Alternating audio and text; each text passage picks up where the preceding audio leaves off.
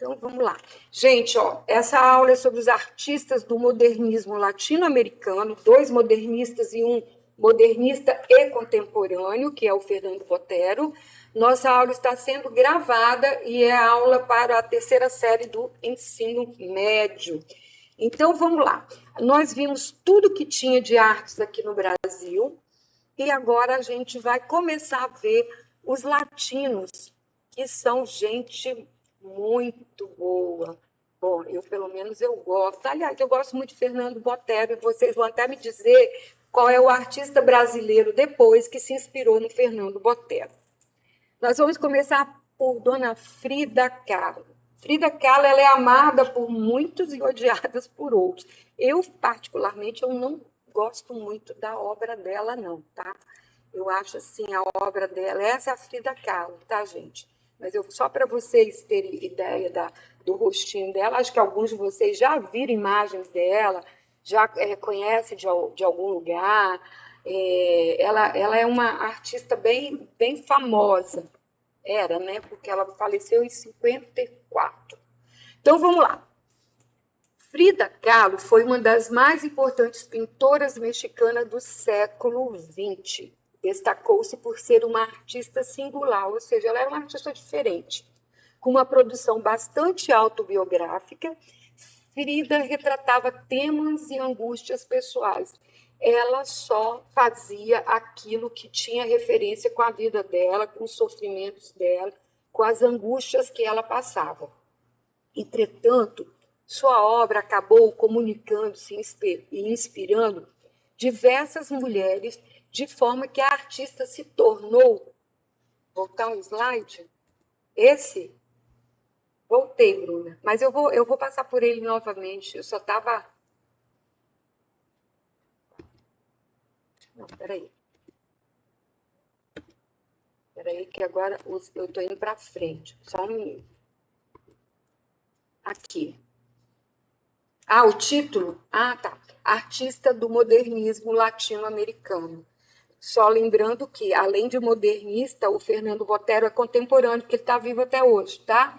Então, ele agora, além de modernista, porque ele começou no modernismo, ele também é contemporâneo. Mas eu vou falar isso mais para frente. Então, vamos lá. Aí eu falei que ela era uma artista singular, mexicana. Entretanto, sua obra acabou comunicando-se, inspirando diversas mulheres, de forma que a artista se tornou um símbolo para o movimento feminista. Olha só, gente, isso aqui, ó, para o Enem, até porque agora com essa coisa de feminismo, de racismo, isso aqui é muito legal vocês estarem anotando para ficar como uma observação para o Enem, tá?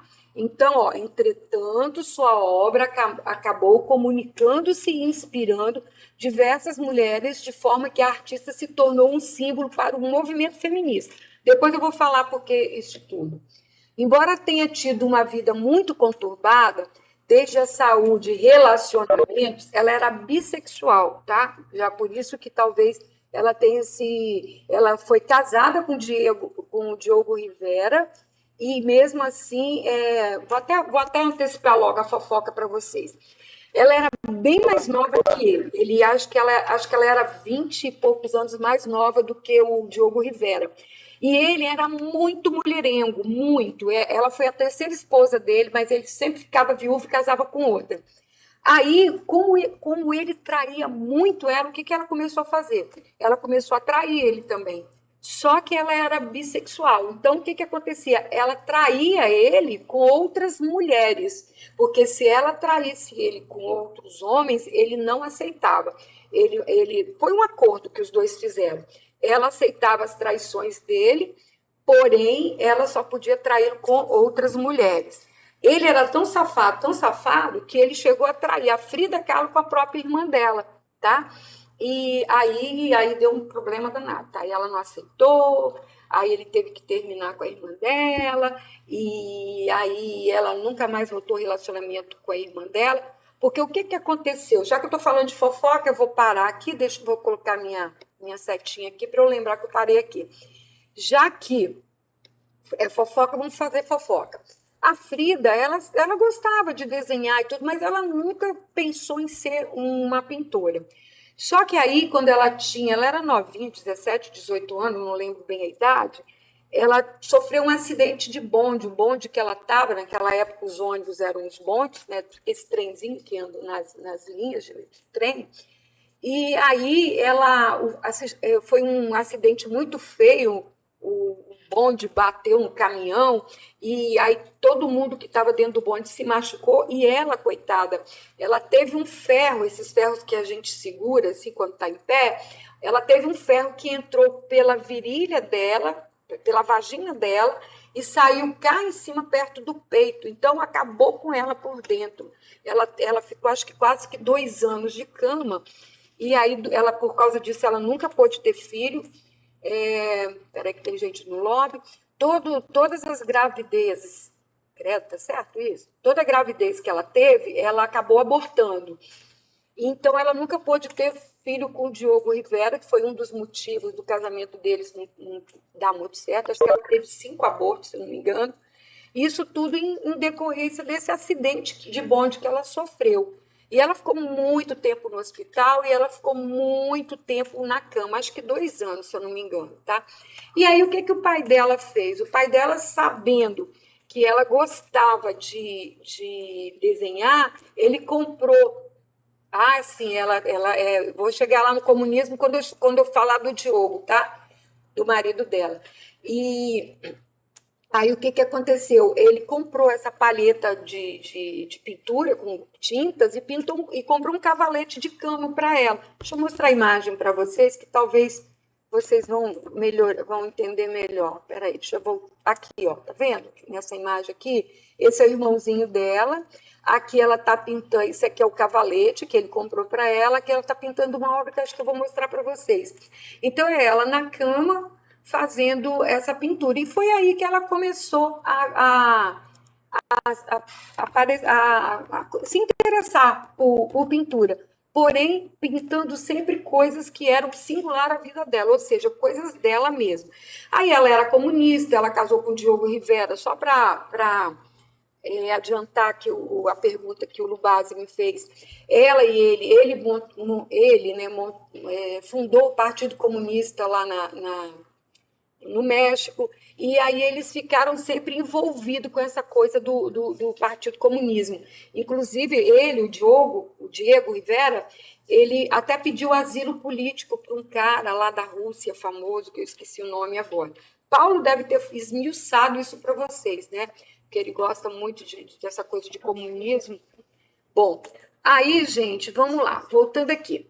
Embora tenha uma vida muito conturbada, desde a saúde e relacionamentos, ela era dona de um espírito revolucionário e militou no Partido Comunista Mexicano. Então, está aqui, ó, respondendo lá o que o Lubase me perguntou e o que eu comecei a falar para vocês.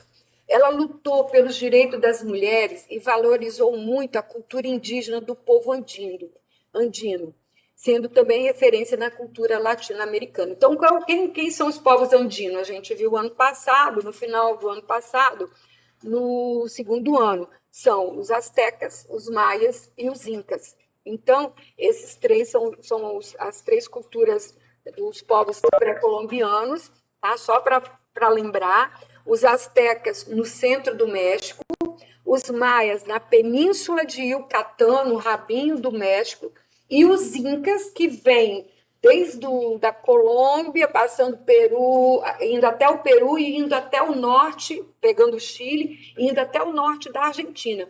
Os incas, eles foram assim, uma civilização que tomaram praticamente toda a costa do Pacífico da América do Sul, tá? Só para lembrar, porque a gente passou muito batido nisso por causa do sarau, mas no começo do ano acho que eu falei isso para vocês também. Então vamos lá. Aos 18 anos, sofre um grave acidente de bonde, um momento trágico e, ao mesmo tempo, de renovação. Isso porque, ao ficar incapaz de caminhar normalmente, ela começou a pintar quadros. A partir daí, foca na carreira de pintora. O pai dela era fotógrafo também, tá? Então, por isso que essa coisa aí da arte está inserida na vida dela. Então, gente, ela começou tudo em função desse acidente de bonde que ela sofreu. Aí eu vou mostrar assim, algumas obras mais expressivas, as obras mais conhecidas dela para vocês, mas o que eu quero mesmo que vocês lembrem é dessa associação dela com o feminismo, a associação revolucionária dela, né, da militância política dela. É porque ela e Diogo Rivera, na realidade, eles lutavam muito para resgatar, porque o que aconteceu? O México foi colonizado pelos espanhóis, foi aquele massacre aos maias e aos incas, e depois, igual acontece aqui no Brasil, depois a gente esquece que a gente foi massacrado, que a gente sofreu tudo quanto é tipo de horror, de bandalheira, sofremos até hoje, né? Então, eles queriam resgatar isso no povo mexicano. Eles queriam que o mexicano lembrasse das mazelas que eles sofreram. Eu não sei se vocês sabem, mas Califórnia, Flórida, Texas, Arizona, isso tudo era território mexicano e que foi roubado, né? Foi pilhado pelos norte-americanos, né? Então, eles queriam que o povo lembrasse disso tudo, de tudo de ruim que fizeram com eles. Tá bom, então, vamos lá. Então, essa é a Frida Kahlo. Gente, ela é icônica. Isso aqui dela, a Ruscaia me deu um presente uma vez, eu tenho até hoje uma foto, uma fotografia em poliuretano, né, na moldura, como se fosse um quadro, e é ao mesmo tempo. Você lembra, Ruscai, que você me deu isso de presente numa excursão que a gente fez para o Sul? Então é muito legal, porque eles pegaram a coisa que é muito da cultura deles, né, que é aquelas caveiras trabalhadas, e o que que eles fizeram? Eles pegam e colocam isso daqui, ó. Isso aqui é praxe. Inclusive, a professora de vocês, Fernanda, de vez em quando ela chega na escola assim, com esse tipo de penteado, eu olho para ela e lembro de Frida Kahlo na hora. Eu acho muito bonito essa coisa icônica dela, esses laços de fita, essas flores, que virou uma marca registrada, né, gente? Então, vamos para as obras. Outra coisa que eu acho assim muito legal acentuar para vocês, essa coisa aqui, ó, que ela sempre falava muito desse urubu que ela tem pousado aqui na testa dela, né? Que é essa sobrancelha tipo a de Chico Anísio, que uma encontra assim com a outra e parece que ela tem um condor, uma águia voando aí no meio da testa dela. Então, ela gosta muito, monocelha, é isso aí, ela gosta muito de se retratar sempre com bichos e com a flora, né? Aqui a gente vê, ó, tem folhagens, aqui nós temos, acho que, se eu não me engano, o nome dessa flor, é o nome de uma amiga que eu tinha, gente, Dracena, não, Icone, Helicones, o nome dessa flor aqui, tá? Então, aqui ela com papagaio, autorretrato com papagaios, autorretrato com macaco. São as duas obras dela assim, mais conhecidas pelo mundo afora. Aí nós temos essa daqui, tá? Viva la vie, o cigarrão aqui no meio do dedo. Gente, até mais ou menos começo do século XXI, o cigarro era assim, né? E a mulher, ainda mais nessa época dela, né? Nós estamos em 1930, era assim, era escrever aqui, sou dono da minha vida, eu que mando em mim, eu faço o que eu quero, eu sou uma mulher libertadora, tá? Alguma coisa assim nesse sentido. Então, isso daqui, ó, já é também uma coisa fora dos padrões da época. E esse daqui, autorretrato com colar de espinho, ó, se vocês observarem, é como se fosse a coroa de espinho de Cristo, né? Só que ela entrelaça no pescoço, já é uma representação do sofrimento dela, aliado com o beija-flor, que é mais um símbolo de delicadeza. Então, ela quer colocar o sofrimento, a angústia e, por outro lado, a alegria de viver, até porque aqui a gente tem libélulas, tem louva-a-Deus, borboletas, essas coisas todas. Mas também temos como contraponto dois animais, mas esses dois animais são negros, ou seja, lembrando o lado sombrio também da vida dela. Uma coisa assim, muito interessante da vida da Frida Kahlo é que, como ela foi amiga, ela conheceu André Breton e Salvador Dalí. E os dois classificaram a obra dela como surrealista. Aí, em resposta a eles dois, ela falou para eles o seguinte, ó: nunca pintei sonhos, eu pintava a minha própria realidade. Isso aqui é uma coisa que vocês têm que lembrar dela, tá? Eu falei isso quando eu falei do surrealismo para vocês, que eu mostrei a imagem dela, mas eu falei para vocês que ela não se considerava surrealista. Quem taxou ela de surrealista foi o André Breton, que era poeta, tá? André Breton foi praticamente o fundador do surrealismo, mas ele era poeta. Estão lembrados disso? Minha aula com a Carla? E o Salvador Dalí, porque era o homem do sonho mesmo, das coisas icônicas, das coisas oníricas e surreais, né? Mas aí ela deu como resposta para eles: eu não pintei sonhos, eu não pinto sonhos, eu pinto a minha própria realidade, eu pinto o que eu passei, eu pinto a minha vida. E ela está certa, né? Então, na realidade, ela era uma artista figurativista modernista, porém com características próprias. Eu vou até ler para vocês algumas características. Ela morreu em 1954, em decorrência desses problemas que ela tinha, ela morreu bem jovem até, e desses problemas que ela teve em função desse acidente de bonde, e também algumas outras pessoas dizem que ela se suicidou. Mas isso assim não é um fato concreto, vocês não vão achar isso assim escrito, afirmando Frida Kahlo se suicidou. Isso é um achismo, tá bom? Então, as características do estilo dela, eu acho que era até legal vocês anotarem isso. Ó. Ela carrega um estilo próprio e que narram muito de sua vida. Eu acabei de falar isso para vocês, sendo uma forma de expressão e cura. Então, a arte para ela foi uma forma de cura também, tá? Identidade nacional mexicana. Lembra que eu falei lá no começo que eles queriam, ela e o esposo, resgatar essa coisa do que a gente foi roubado, a gente foi explorado, roubaram nossos índios, roubaram nossa riqueza. Então, com isso daí, ela vai ficar pautada em temas da cultura popular e do folclore indígena, permeada em cores fortes e vibrantes. Eu não vejo muito isso na obra dela, não, vejo mais na obra do Diogo Rivera, tá? André Breton e Salvador Dalí classificaram sua obra como surrealista, mas ela não achava nada disso. Então, o que vocês vão lembrar da Frida Kahlo é que ela era uma pessoa que pintava os tormentos da própria vida dela, tá bom? Mexicana. Aí, ó, nós temos. Eu só coloquei nome naqueles que eu achei que eram de maior relevância. Mas vocês estão vendo que aqui, ó, ela se mostra, ó, a muleta, que ela andou muito tempo de muleta, é o olho aqui como se fosse o olho de Deus, e aqui, ó, ela faz uma menção, essas mãos, as mãos de todo mundo que apoiou ela, essas duas figuras aqui eu não lembro o que é, mas esse colete que ela vai usar, ó, aqui também tem ela com colete, ó, ela vai usar esse colete praticamente até a morte, para poder ajudar, porque por dentro, gente, para vocês terem ideia, isso aqui ela faz como se fosse o ferro. Aqui é o acidente, ó. Aqui ela retratando o acidente de bonde, né? O bonde bateu realmente num caminhãozinho. Ela quase morre e esse ferro que ela reproduz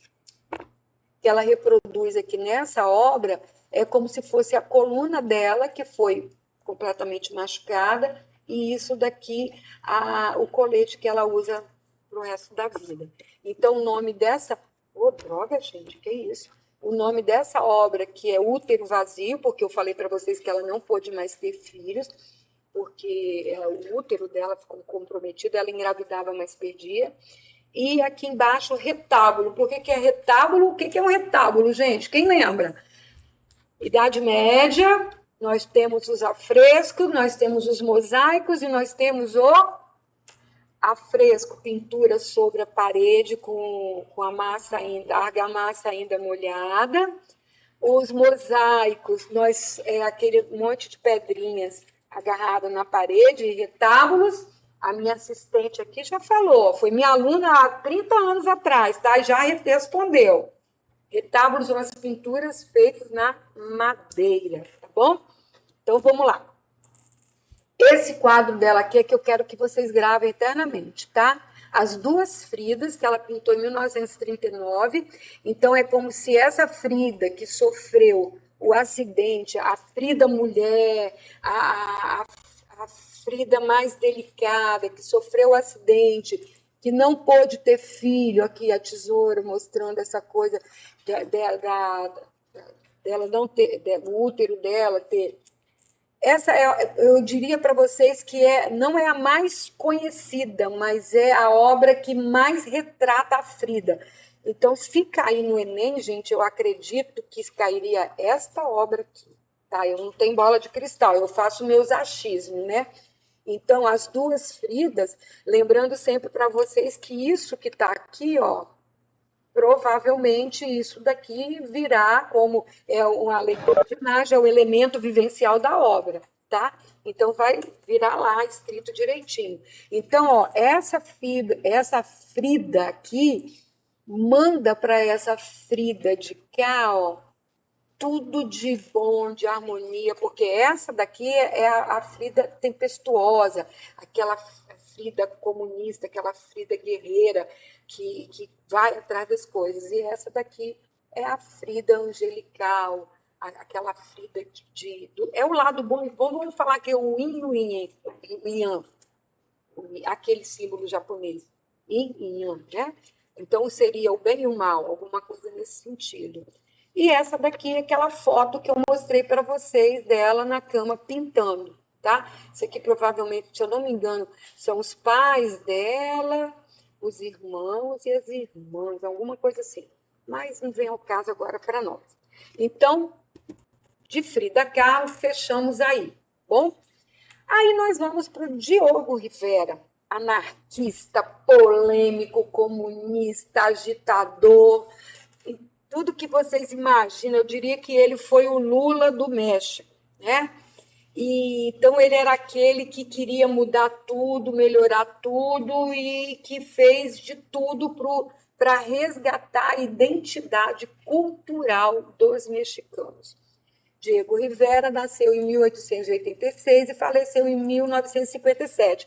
Ela morreu em 54. Só que nesse inteirinho, nesses 3 anos, ele casou de novo com uma russa, foi para a União Soviética, trouxe de lá acho que um cara que eu esqueci, eu não lembro o nome, e que pediu para o governo mexicano exilar ele lá.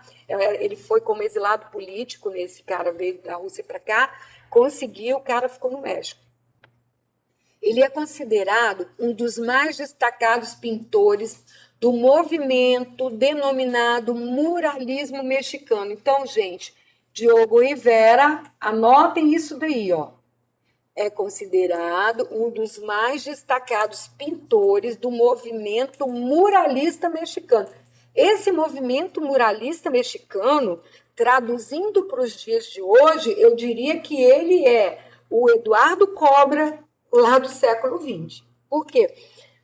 O muralismo nada mais é do que o fazer grafite. Ele fazia as artes dele, a gente vai ver mais para frente, nas paredes, ele fazia mural. Tá? Então, esse movimento muralista mexicano foi um movimento de vanguarda, mas que só aconteceu lá no México. Por isso que a gente, nem a Carla, não sei se a Carla tocou nesse assunto, mas por isso que a gente não fala disso lá dentro dos movimentos de vanguarda, tá bom? Dono de um espírito revolucionário, Rivera buscou apresentar sua arte para o público de maneira singular, ou seja, igual a ela. Ele queria mostrar aquilo que ele sentia, aquilo que ele via, aquilo que ele achava. Então, ele até diz isso em algumas entrevistas que ele dá. Eu retrato aquilo que eu vejo no meu povo. Quem é o povo dele? O povo mexicano, tá? Assim, em detrimento das pinturas de Cavalete, ele pintou grandes murais. Ele não gostava da pintura de Cavalete. Ele dizia que a pintura de Cavalete era pintura de burguesia e que ele queria que a obra dele, ó, como que ele, ó, o comunismo entranhado aí. Eu diria que isso é mais o socialismo, né? Porque o socialista que quer dividir as coisas dele com todo mundo. O comunista não, o comunista é mais egoísta. Então, ele queria que as obras dele, as coisas dele, ficassem para o mundo inteiro, para todo mundo ver que o pobre, o rico, que todo mundo visse aquilo que ele pintava. Tá? Eu vou ter que adiantar, né? Propôs uma arte vanguardista de grande expressividade. Então, a gente vai chamar a arte dele de arte de vanguarda, porém é modernismo, tá? A partir de uma linguagem direta e repleta de conteúdos histórico, social e cultural, foca-se principalmente nos temas. Olha aqui, gente, ó, muralismo mexicano, gostava de pintar murais, principalmente, aí Bruna, você que gosta de anotar, ó, principalmente nos temas nacionais, ou seja, na história do povo mexicano. Tudo isso que eu acabei de falar para vocês. Então, esse bonachão aqui, ó, é seu Diogo Rivera. Esse mural, gente, muito engraçado. Ele viveu 4 anos nos Estados Unidos, ele foi chamado para lá, né, e tal. E aí o que ele faz? Ele é convidado pelos Rockefeller para pintar um mural no Rockefeller Center. O Rockefeller Center fica perto do Times Square, não é, mano? Perto do Central Park, um prédio enorme, é onde tem aquela árvore de Natal grandona, que eles armam aquela árvore grandona, convidou ele para fazer o mural. Aí ele mostrou o desenho lá para o Rockefeller, foi apoiado isso aqui como mais ou menos como o homem, centro no mundo, o homem dirigindo todo o mecanismo, a tecnologia, isso aqui como se fosse os átomos, as máquinas. Aí ele foi colocando coisas, cada coisa aqui tem uma simbologia, né, que eu não vou falar tudo, mas ele mete Lenin aqui, ó, porque ele era comunista. Quando o Rockefeller, aí a metade do mural já estava pronto. Quando o Rockefeller vê esse comunista aqui, o que ele faz? Manda ele embora e desmancha isso aí tudo, destruiu tudo. Mas por que ele fez? Como o artista, antes de fazer um mural, ele faz o projeto, ele faz o protótipo, ele tem o esboço, ele pega e faz esse mural. Ele volta para o México e ele faz esse mural no Palácio das Artes do México. Por isso que a gente tem a imagem. Esse aqui não é a imagem lá do Rockefeller Center, porque lá esse mural foi destruído, tá? Tá aqui essa cerquinha aqui, porque como hoje isso aqui virou uma atração, você não pode chegar perto, tá bom? 8 minutos. Então vamos lá. Isso aqui também, ó, Epopeia do Povo Mexicano, Palácio do Governo, tá? Olha aqui, gente, ó, esse aqui são os mexicanos que lutaram defendendo os estados que os Estados Unidos pegou, né? Pegou para eles. Aqui coisas, o batismo dos mexicanos, porque é um povo muito católico. Aqui ele remete esses cavaleiros aqui à invasão dos espanhóis, os índios. Então ele vai colocando aqui a Inquisição espanhola, que acabou chegando lá no México depois. Aqui, ó, os índios mexicanos e aqui o povo no todo, né, na totalidade, o povo guerrilheiro, os políticos e tal. Então, ele faz uma menção a toda a epopeia do povo mexicano. Aqui também, ó, isso aqui é o Dia dos Mortos, né, uma segunda-feira dos mortos, alguma coisa assim. Essa caveira aqui, que vocês sabem que lá eles, em vez de chorar, eles dançam, eles fazem festa, eles levam comida para os mortos. Isso daqui é a mesma coisa daqui, só que visto de um outro ângulo maior, né, com as cores, aqui as cores estão mais acentuadas. Ele costumava repetir os painéis dele. E aqui, gente, ele vai, quando ele expõe na primeira exposição que ele faz, ele já é jovem ainda, ele ganha uma bolsa de estudo e ele vai para Paris. E aí ele vive entre Paris, Madrid e o México. E aí o que ele faz? Ele vira amigo, porque ele vira amigo do Pablo Picasso. Essa obra aqui, que se chamou O Marinheiro, ele vai ser amigo de André Breton, amigo íntimo. Pablo Picasso, Dalí e Gaudí. Lembram de Antônio Gaudí, o arquiteto da Arte Nouveau? Então ele fica amigo deles. Agora, olha como que aqui a gente consegue ver que isso aqui é dele, por causa desse poncho mexicano, o poncho, né? O poncho mexicano que ele coloca aqui nesse homem aqui. Eu acho que isso aqui é um autorretrato, eu não tenho certeza, tá? Mas parece ser um autorretrato dele. E aí ele começa a fazer essa coisa do cubismo na obra dele. Mas quando ele volta para o México, ele vai fazer isso, ó. Ele vai retratar o povo mexicano, que são colhedores de flores. O México tem muito essa cultura, tá? De plantar flores e exportar flores. Então ele faz uma série bem grande. Sim, é um realismo, né? É um realismo moderno. O modernismo é basicamente isso. A Tarsila já é desse jeito. Então, eu vou falar para vocês algumas coisas, algumas características dele, tá? Por causa do tempo. Estilo vigor. Olha aí, Bruna, matou. Bruna, você é demais. Estilo vigoroso e realista. Então, olha só. Estilo vigoroso e realista, influenciado pelo cubismo e com cores vivas. Então, isso são as características da obra dele. Acho que Bruna vai ser artista, gente. Estilo vigoroso e realista, influenciado pelo cubismo com cores vivas. Ele vai fundar o muralismo, que é conhecido internacionalmente, tá? Então ele vai ser esse novo movimento que ele funda, né? Então na verdade, ele vai ser conhecido no mundo inteiro como muralista, tá? O muralismo é um movimento estético mexicano que quebrou as barreiras acadêmicas propostas, as acadêmicas, desculpa, gente, movimento estético mexicano que quebrou as barreiras acadêmicas, tendo uma nova proposta inovadora de cunho social e político, tá? Então esse foi o Diogo Rivera. Aí eu coloquei aqui umas fotos para vocês observarem. Aqui ela tá até bonita, gente, olha, a diferença de idade dos dois, tá? Ele foi casado 4 vezes, na terceira com a Frida Kahlo, que ela era a modelo dele, ela posava para ele desenhar e pintar.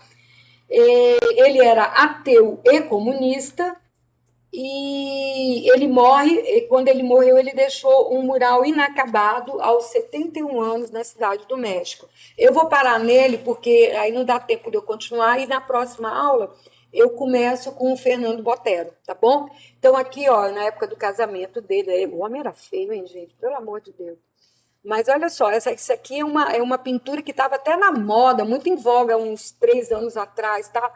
O pessoal de arte ganhou muito dinheiro fazendo isso aqui de novo. Você pegar uma fotografia preto e branco e pintando por cima dela. Então, esses foram. Agora o Fernando, vou parar a nossa gravação aqui.